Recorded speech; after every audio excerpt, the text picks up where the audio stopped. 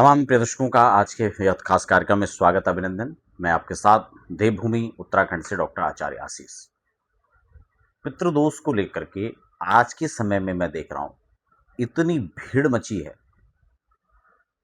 और लगता है कि देव कार्य छोड़ के भी लोगों ने पितृ कार्य ही करना स्टार्ट कर दिया है। तो ये कहां तक उचित है? हर व्यक्ति उसको लगता है कि पितृदोष के कारण ही उसके यहां समस्या है और कोई समस्या कारण ही नहीं है।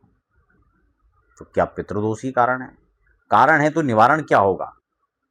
संपूर्ण पितृदोष कैसे खत्म होगा, डिटेल में चर्चा करेंगे। नए दर्शक है तो फटाफट चैनल को सब्सक्राइब करके बेल आइकन कर प्रेस कर लीजिए और डिटेल में हम आगे बढ़ते हैं।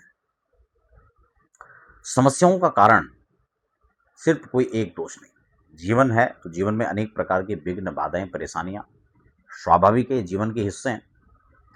लेकिन जीवन में अगर लगातार आप परिश्रम से जूझ रहे हैं, आपको मार्ग नहीं मिल रहा है, संतान उत्पत्ति होने में, विवाह होने में, करियर में आपको लगातार दिक्कतें आ रही हैं, तो ये आपका तमाम अनावश्यक लड़ाई, झगड़े, विवाद ये पितृदोष का कारण हो सकता है।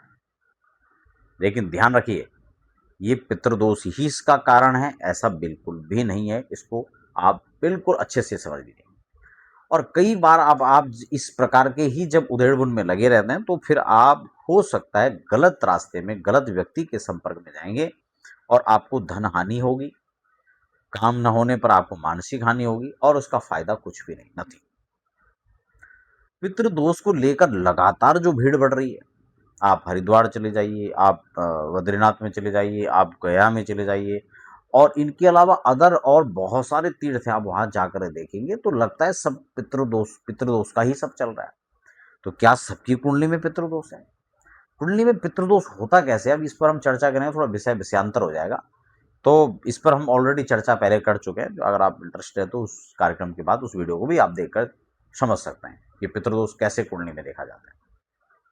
लेकिन बहुत सारे लोगों के यहाँ अकाल मृत्यु, अपमृत्यु, लोगों का असहज होकर चला जाना, तो ऐसे में ये भी सुनने में आता है बार बार, क्योंकि जो समस्याएं हम तक पहुंचती हैं उनका लगता है कि भाई पीछे कुछ पितृबंधन था, प्रेत दोष था और उसके कारण से तमाम जो दुर्घटना हुई है वो इस प्रकार से, इसके कारण से नहीं है। बिल्कुल स्वाभाविक है, ये भी कारण हो सकता है, लेकिन ये ही कारण है ऐसा नहीं है।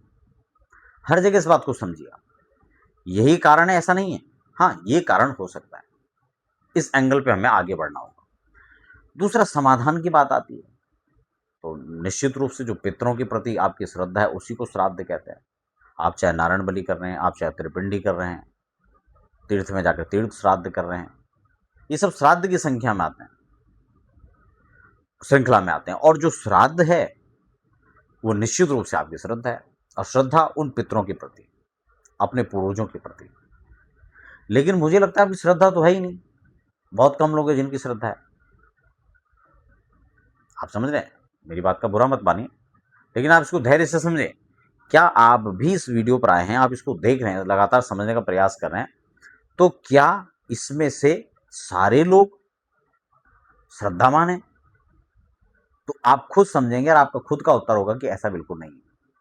वो परेशान है, परेशानी से, समस्या से मुक्त होना चाहता है, वो श्रद्धावान नहीं है। और मैं ऐसा भी नहीं कह रहा हूँ कि सारे लोग ऐसे हैं, लोग श्रद्धावान भी होते हैं अपने पूर्वजों के प्रति। अभी हमने जस्ट एक नासिक से हमारे पास कोई आए थे, उन्होंने अपना नारायण बलि कराया, भागवत पारायण करवाया, अच्छा खूब जो है अपने पूजा पाठ में खूब मन खोल के उन्होंने अपना सब कुछ किया। श्रद्धा अपार थी, कोई शिकायत नहीं थी, किसी प्रकार का मन में कोई उद्वेग नहीं था और प्रश्न था। और कहा कि मैंने यही नहीं, आप गुरुजी अगले बार बद्रीनाथ में भी कराइए, मैं पहले जो है और भी अन्य तीर्थों में कर चुका हूँ।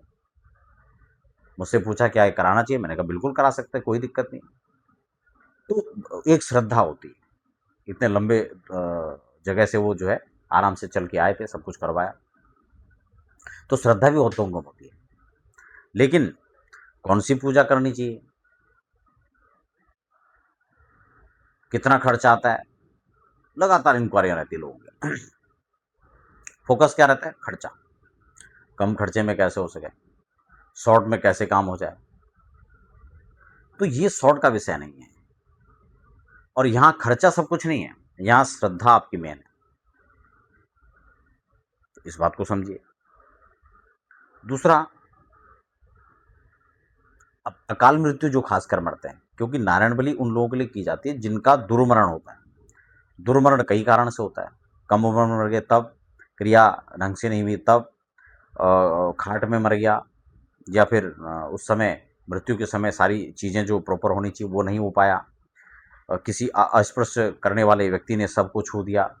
तो बहुत सारी चीज़ें हैं दुर्मरण का। नारायण बलि के उसमें जो जो विधान है उसमें सारा स्पष्ट अंकित किया गया है, दुर्मरण कैसे कैसे किया होता है, क्या क्या हो सकता है उसमें जो दुर्मरण की संज्ञा में आएगा। और फिर जो कम उम्र में जो मर गए हैं, या फिर जिनकी जो है जिन्होंने खुद सुसाइड कर लिया, अपने शरीर को स्वाभाविक खत्म कर दिया, ये सारे जो समस्याएं हैं इसके लिए नारायण बलि आपको करना चाहिए, या अपने माता पिता के लिए जो ज्ञात आपके पितर हैं।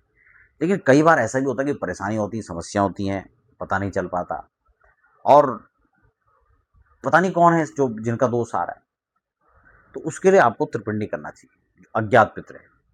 लेकिन अज्ञात पितर से पहले इस बात को भी समझिए कि पहले ज्ञातों के लिए तो कीजिए आप। समझ रहे हैं? कई बार लोग कहते हैं सबका कैसे हो जाएगा एक साथ में, सबका हो जाएगा, सबका कर दो, सबका मतलब उनको निपटाना है।